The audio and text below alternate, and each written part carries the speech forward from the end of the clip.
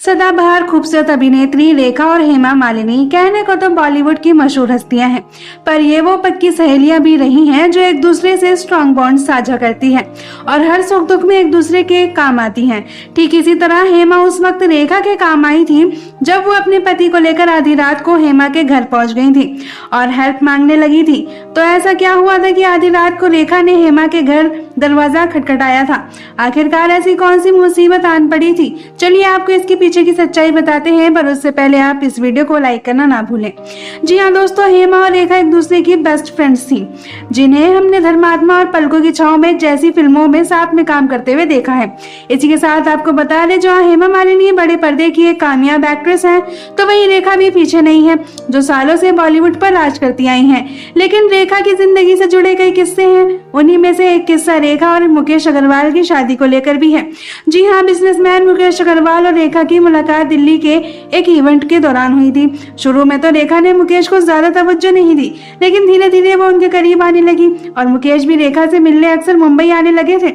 ऐसे ही एक दिन जब वो रेखा से मिलने मुंबई आए तो उन्होंने रेखा को शादी के लिए प्रपोज कर दिया था और रेखा ने भी बिना देरी के प्रपोजल को स्वीकार कर लिया और फिर झटपट शादी करने का फैसला किया। जी हाँ, रेखा और मुकेश रात के 10:30 बजे के बाद मुंबई के एक मंदिर पहुंचे। वहां जाकर इन्होंने पुजारी को जगाकर शादी की सारी तैयारियां करवाई और फिर दोनों ने बहुत ही सिंपल तरीके से 7 फेरे लेकर शादी के बंधन में बंध गए। ऐसे में रेखा तो अपने घर जा नहीं सकती थी, इसलिए शादी करने के बाद मुकेश अग्रवाल चाहते थे कि सबसे पहले वो अपनी दोस्त दीप्ति नवल के घर जाएं, लेकिन रेखा अपनी खास सहेली हेमा मालिनी के घर जाना चाहती थी। फिर आधी रात को रेखा पति के साथ हेमा मालिनी के घर पहुंची। हेमा ने जैसे ही रेखा की मांग में सिंदूर और गले में वरमाला देखी तो उन्होंने तुरंत कहा, अब ये मत कहना कि तुमने इससे शादी कर ली है। लेकिन रेखा की हाँ सुनते ही वो चौंक गई। फिर हेमा ने रेखा के कान में पूछा, क्या इसके पास बहुत पैसा है, ये बहुत अमीर है? हालांकि हेमा के सवाल पर रेखा सिर्फ मुस्कुरा दी। पर आपको जानकर हैरानी होगी कि रेखा और मुकेश अग्रवाल की शादी महज 9 महीने चली और एक दिन मुकेश ने रेखा के ही दुपट्टे से फांसी लगाकर आत्महत्या कर ली। इसके बाद मीडिया ने रेखा को नहीं बख्शा। रेखा को लेकर जमकर कहानियां छपी।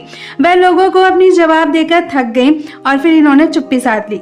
वेल दोस्तों, क्या रेखा जी को इतनी जल्दबाजी में शादी करनी चाहिए थी? अपनी राय कमेंट करके जरूर बताएं। साथ ही ऐसी तमाम खबरें जानने के लिए चैनल को सब्सक्राइब करना ना भूलें।